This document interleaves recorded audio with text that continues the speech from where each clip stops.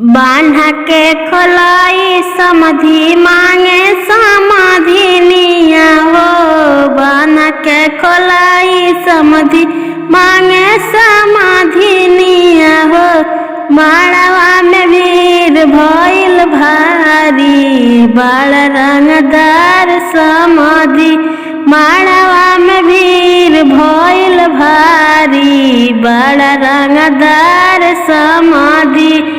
खड़े खड़े मोचिया पताव देले समधि साहेब। खड़े खड़े मोचिया पताव देले समधि साहेब। ना चाही रेडियो घड़ी गाड़ी बड़ा रंगदार समाधि।